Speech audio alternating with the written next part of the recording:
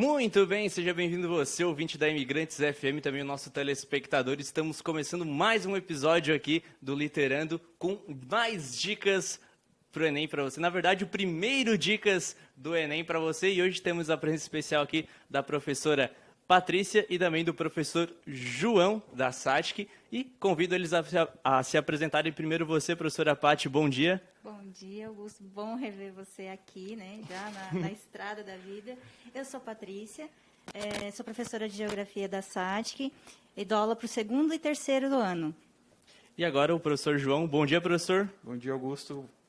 O mais breve possível, um colega de profissão, professor de História na SATIC, aqui no Turvo nos segundos e terceiros anos também, e em Criciúma do 8º ano em diante. E muito bem, hoje vocês estão aqui para dar algumas dicas que o Enem está chegando para os nossos alunos da SATIC e também aqui de todos os alunos ouvintes da Imigrantes FM. E começar por você, professora Paty. Qual é o assunto principal, talvez, em geografia que o estudante não pode deixar de estudar para o Enem? A gente tem alguns, mas eu indicaria o geopolítica, né? A geopolítica ela vai envolver todo o resto. Vai trabalhar a questão ambiental, vai trabalhar a questão da agricultura, que é muito... Se a gente for ranquear, a agricultura ela vem em primeiro lugar, questões sobre a agricultura no Brasil e no mundo. Porém, as questões de geopolítica pegam esse assunto e trabalham dentro dela. Então, estudar geopolítica e, especialmente, que seria o assunto do terceirão, né, conteúdo de terceirão, mas também relembrar bastante os conteúdos do segundo ano, que daí a gente vai pegar aí a questão das crises migratórias, que é geopolítica também, né? Que desde a minha época cai, há muito tempo. E também as questões que envolvem a agropecuária, os conflitos no campo, né? O agronegócio no Brasil e no mundo. E em história, professor João, a principal coisa que pode cair, assim? É um pouco difícil prever a principal coisa que pode cair, mas o que a gente mais tenta estabelecer ou conversar com os alunos é sobre a história do Brasil. Porque muitas vezes a gente passa na escola e quer ver o quê? Segunda Guerra, Primeira Guerra, Guerra Fria. Então a gente quer dar um pulinho na frente, né?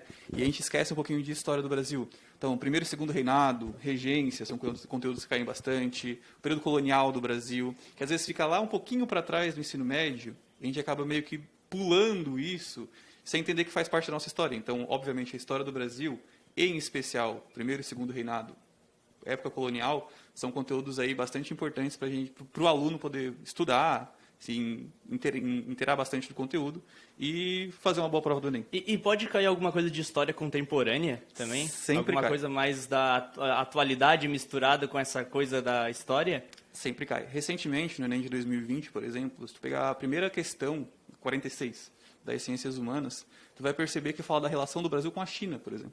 Olha. Então, assim, o enunciado como um todo vai transcorrer um percurso dizendo o seguinte: o Brasil estabelece um comércio com a China como uma via quase que de mão dupla, só que a gente acaba consumindo um produto mais pronto, como celulares e tudo mais, consequentemente um pouco mais caro, e comercializa produtos de matéria-prima, que são um pouco mais baratos. Sim. Então, dentro de uma perspectiva quase que histórica e geográfica, né, a gente tem a formulação da questão como é que o Brasil pode resolver essa questão? Como é que o Brasil pode equilibrar um pouco essa conta? Então, em quais setores a gente pode investir? Como é que a gente pode estabelecer uma via de mão dupla, realmente dupla, com o comércio com a China? Então, contemporânea, nazismo, que já vai entrando na era das catástrofes, né, no século XX, das guerras, século XXI, os dilemas do século XXI, a internet apareceu bastante, a mídia apareceu bastante. Então, contemporânea aparece e aí ela começa a entrar em outras disciplinas, como sociologia, como filosofia, como geografia. Então, assim, não é dizer que tem que estudar tudo junto ao mesmo tempo, misturado. Não, mas entender que as áreas dialogam muito em ciências humanas. E muito mais, eu acho, que nas ciências humanas do que nas outras, né? Porque quando a gente pega as questões de biologia e de química, elas são extremamente opostas, né? Tanto até de física e matemática elas já são diferentes. Já nas ciências humanas, a mesma pergunta às vezes tem coisa de história, geografia e filosofia. Uhum. E como é que o aluno pode conciliar essas coisas, professora Paty? Então, o estudo da filosofia, da sociologia, história e geografia, como disse o João, é necessário que tu tenha tempo para estudar todas elas e que tu consiga ter essa visão abrangente. O aluno que tem essa visão abrangente de mundo vai conseguir dar conta dessa resposta que o João falava, porque trabalhou em história e lá na geografia a gente trabalha também a mesma questão. E como é que a gente olha isso com o olhar de geografia? Está lá dentro da questão de comércio internacional, está dentro de globalização, dentro de geopolítica. Então, a gente precisa, sim, estar olhando todas as disciplinas de forma separada e ter essa visão abrangente do todo. Aí vai conseguir dar conta da questão. Eu acho que muitas pessoas têm a visão muito equivocada sobre a maioria das ciências humanas, né?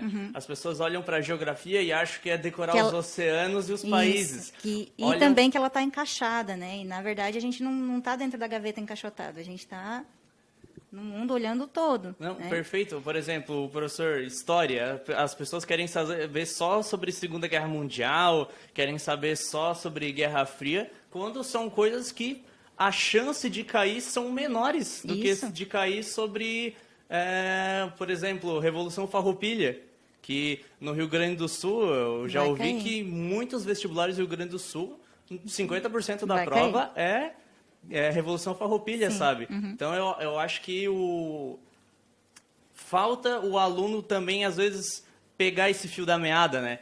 De pensar, não, geografia não é só eu saber os oceanos.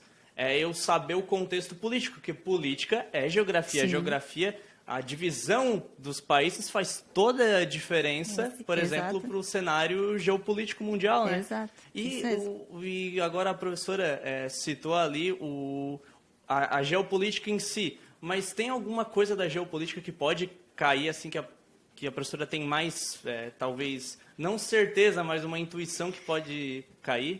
Eu acho assim que as questões que envolveram o Talibã, né, agora, porque é uma história longa, apesar de que o Enem, ele vem um pouquinho com delayzinho nas questões, porque ele é produzido antes, né? Sim. Então, a atualidade vem não tão atual, mas um contexto geral atual, né? Então, eu acredito que as questões que envolvam aí esse conflito com o Talibã, novamente as questões migratórias, né? Porque a gente vai ter de novo aí um movimento gigante de pessoas tentando fugir disso.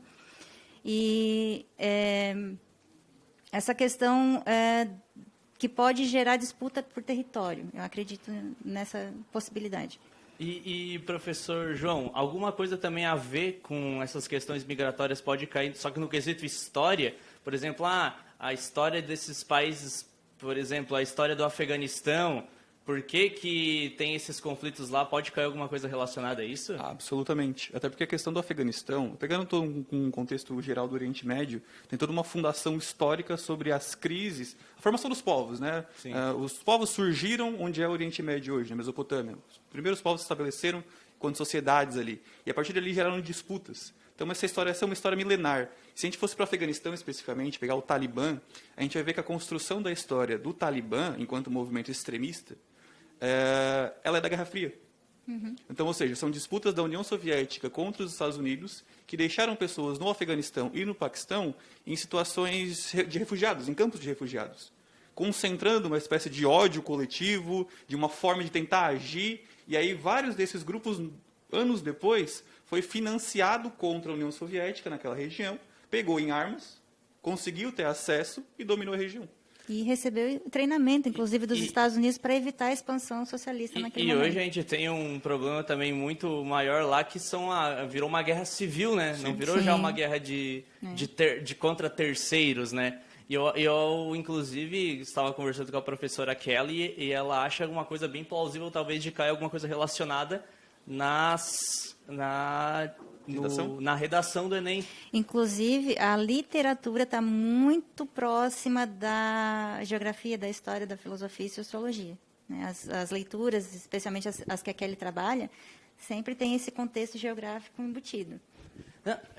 Porque a gente sempre teve a literatura no Brasil muito relacionada falando um pouco de literatura e de geografia e história também, né? Por exemplo, Capitães de Areia tem todo um conceito geográfico e histórico da época, né?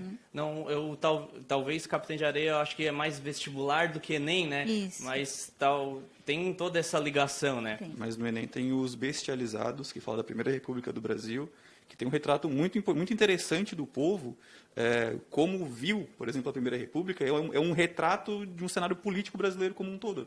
Então, pega a história do Brasil, da Primeira República em 1889, mas também analisa um pouco do que a gente vive até hoje. Então, são literaturas, são livros que ajudam a gente a entender todo um contexto.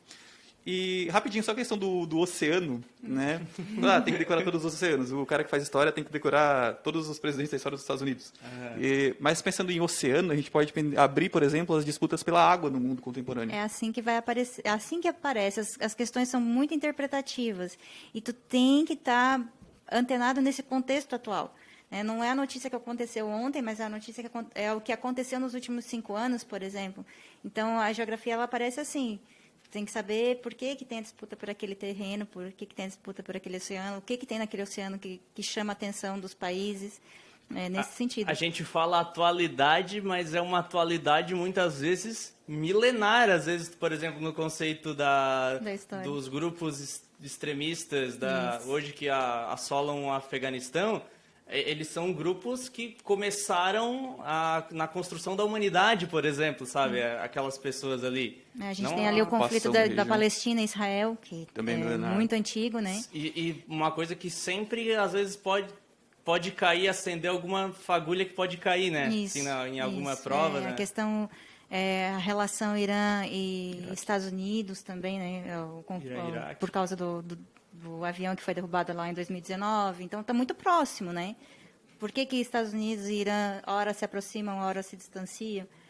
Essas coisas. Oriente Médio, enfim, Até mesmo esse conflito entre não só o Oriente Médio, mas o Oriente contra o Ocidente, né? Também. Que tem o quesito hoje a China não é mais Rússia e Estados Unidos, hoje é China e Estados Unidos. Isso. Então, tem entre os países europeus e o Oriente Médio, a Índia, que também é uma superpotência hoje em dia. Descontando, o quesito do coronavírus também, né? Pode cair alguma coisa no conceito tanto geográfico quanto histórico das pandemias. O gripe espanhola, que voltou a ser falada bastante, né? Isso mesmo. A malária, que a OMS começou a recomendar novamente a vacinação de malária. São todas coisas que englobam a geopolítica e história, mesmo a pessoa não percebendo, né? É essa visão ampla que o aluno que vai prestar o Enem em atualidades tem que ter. Conseguir conversar entre essas disciplinas com um olhar antenado para o que acontece no mundo. E a gente sempre foi cobrado da gente, professora Patrícia, professor João, quando a gente estava no ensino médio, a acompanhar os noticiários. Porque mesmo a gente não gostando de alguma notícia, às vezes a gente pode pescar alguma coisa, sabe? Porque hoje eu penso que vai ajudar um pouco o aluno a assistir hoje, mas ele tem que estar fazendo isso. O aluno que escuta a gente que está no primeiro, segundo ano, comece a fazer isso. Comece a olhar nos sites de notícias diversos, assim, o que está acontecendo no mundo, no Brasil, porque são coisas que, como a gente falou, a atualidade não é a atualidade de hoje. Muitas vezes o que acontece hoje é um reflexo do que aconteceu há 3 anos atrás. Isso. E importante também lembrar que a gente tem que estar antenado com o que está acontecendo, olhando os telejornais, ouvindo rádio e tendo cuidado com fake news e pós-verdade, né?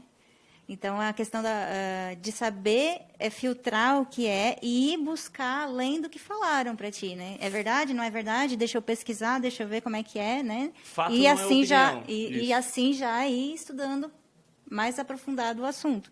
Deu lá a notícia, deixa eu pesquisar. Inclusive, isso pode ser uma coisa que vai afetar o aluno na redação. Isso. Que o aluno que a gente tem o conceito no Enem que dá fontes, né, dá informações durante a prova. Muitas vezes tu vai dar uma pseudo-informação que na verdade é uma opinião. Tem que cuidar muito disso, porque isso está muito misturado hoje em dia, infelizmente, né? As pessoas falam de suas opiniões como se elas fossem fatos, né? Isso, fatos concretos, quando na verdade não são. E eu acho que isso também é uma coisa que pode às vezes pegar até numa questão. A questão, a gente tem que sempre falar, né, eu acho, né, que o Enem ele não faz ataques, né? Ele nunca vai fazer um ataque, nunca vai fazer uma crítica. Ele vai sempre postar ali um fato. E às vezes uma resposta é alguma crítica. Então, às vezes é uma coisa que tu já pode anular, mas às vezes o aluno que já está com algum tipo enviesado com alguma coisa pode achar aquilo ali fato, né? E assim, uma dica, Um macetezinho que pode acontecer também olhar, antes de ler o enunciado da questão, ler primeiro o comando da questão. O comando ele vai te dizer se você realmente tem que ter muita atenção lá no enunciado. Ele vai te jogar. Ele, por exemplo, vai dizer assim, segundo o texto, então dá atenção para o texto. Né? Segundo o texto, a resposta vai estar no texto. E outra coisa, né, professora Patrícia e professor João? Ler. O aluno que não é bom em interpretação no Enem, ele pode se dar mal. Passa dificuldade. Sabe, isso aí é uma coisa muito interessante, porque em várias questões do Enem do ano passado, se tu mudasse o comando da questão, tu teria outra resposta que também estava nas opções. Eu lembro claramente que uma questão que falava dos trabalhadores, que como o trabalhador se adapta ao mundo contemporâneo. E aí fala sobre especialização do trabalho. Só que se o comando fosse como resistir às questões de exploração, aí tu teria, por exemplo, a sindicalização, que também era uma questão, também era uma opção. Uma opção de resposta. Uma opção de resposta. Então, tem que estar muito atento à leitura do comando. E assim como a parte pegou, o Enem, e tu também falou sobre essa questão de não vai atacar, uma coisa que o Enem, que a gente vem percebendo no Enem, que ele vem se modificando nos últimos anos, é que tu precisa ter um olhar muito humanizador. Precisa olhar para as migrações e entender que, eu posso entender que existem lados de um conflito, mas um olhar humanizador. Para entender que quem sofre são os refugiados, por exemplo. São as pessoas que estão sofrendo. Que quem sofreu anos atrás foi uma população negra que foi escravizada. Você tem que ter esse olhar crítico humanizador, para entender que há possíveis soluções e como as pessoas estão enfrentando aquelas situações. Você tem um olhar, não positivo necessariamente, mas olhar para as pessoas mesmo. Olhar, pensar em medidas positivas para que se resolvam, não se resolvam, mas que a gente entenda aquelas situações. Perfeito. E muito bem, o papo está muito bom, mas agora a gente vai se despedindo, né? Eu agradeço a presença do professor João, a presença da professora Patrícia. Foi muito bom conversar aqui com vocês, foi uma honra. E eu deixo os microfones ao inteiro dispor de vocês. Primeiro você, professora Patrícia. Eu agradeço a oportunidade de vir aqui te rever. É muito bom ver vocês caminharem, né, com as próprias pernas e estar aí no caminho da vida. Agradecer à SATIC por oportunizar esse momento para a gente. Desejar para os meus alunos e para todos que vão prestar o vestibular e o Enem, né, que não desistir antes de tentar, porque com resiliência, com dedicação, com disciplina, abnegação, você chega lá. Então, não desiste antes de tentar. Vai lá. Tá certo. Muito obrigado, professora Paty. Professor João, foi uma honra conversar com você também. Muito obrigado. E quem sabe aí daqui a um tempo estamos aí como colegas de profissão. Colegas, tomara. Obrigado, Augusto. Obrigado à rádio também pelo convite. Obrigado à SATIC.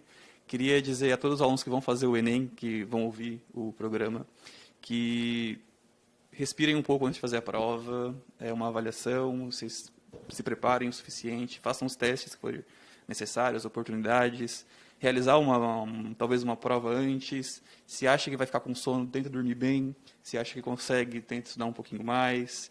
Toma água e tenta evitar um colapso nervoso antes da prova, porque vai dar tudo certo. Se preparou de forma correta, as coisas vão acontecer. E eu espero te encontrar como um colega daqui a alguns anos mesmo. E boa prova para todo mundo. Para quem não entendeu, eu sou estudante de História e pretendo, quem sabe, aí um dia... Talvez aí está... Não, infelizmente, talvez não na mesma escola, porque senão, né? Mas dá. Pode ser que sim. Vai bombar o programa, vai abrir mais umas 5 turmas de cada, vai ter verdade. Boa, professor João. Mas tá certo, se você gostou do programa, eu convido a você a seguir a Rádio Imigrantes, também a SATIC nas redes sociais, primeiramente a SATIC no @SATIC Educação, no Instagram. Você também pode seguir as redes sociais da Rádio Imigrantes, o YouTube, Rádio Imigrantes FM de Turvo, Instagram, Rádio Imigrantes 94 FM, também o Facebook, Rádio Imigrantes de Turvo. Siga a gente nas redes sociais e também esse programa estará sendo transmitido terça-feira ao meio-dia durante a parte da manhã no programa Clube do Ouvinte. Convido você a escutar. Passa esse vídeo adiante aí para você que tem um filho, um neto, um sobrinho, um amigo que vai prestar o Enem. Fala para ele assim, dicas da professora Patrícia e professor João aqui para você tirar 1000 no Enem em Geografia e História. Muito obrigado pela sua audiência e um forte abraço. Tchau, tchau.